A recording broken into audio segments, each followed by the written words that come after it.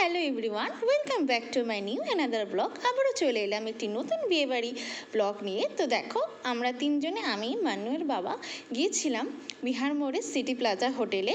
বাবার ফ্রেন্ড ছিল, তো ফ্রেন্ডেরই ছেলের বিয়ে ছিল, তো সেই হিসাবে আমার দাদা হয়। তো দাদার রিসেপশন পার্টিতে সেখানে হয়েছিল, তো সেটি অ্যাটেন্ড করতে আমরা তিনজনে গিয়েছিলাম। তো দেখো, আমি এই ড্রেসটা পরে গিয়েছিলাম আর এরকম হেয়ার স্টাইলটা করেছিলাম।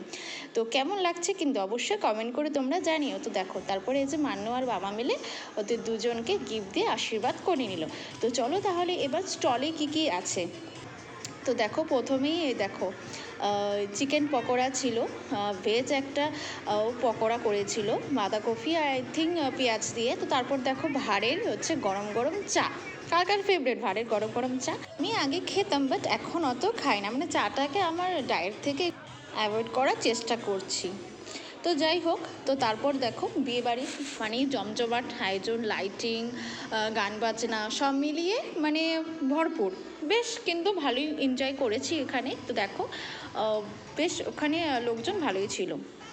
তো তারপর দেখো, আমি আর মান্নু মিলে, এই যে মান্নু নিয়েছিল ভেজ পকোড়া আর আমি নিয়েছি চিকেন পকোড়া। তো মান্নু তো চিকেন পকোড়া অত খায় না, তো আমি নিয়েছিলাম। তো বেশ ভালোই ছিল, টেস্টি ছিল। তো তারপর একটু ট্রাই করে নিলাম পাপড়ি চাট, এটাও বেশ ভালোই ছিল, মোটামুটি টকটক মিষ্টি মিষ্টি। তারপরে পৌঁছে গেলাম ডিনার করতে।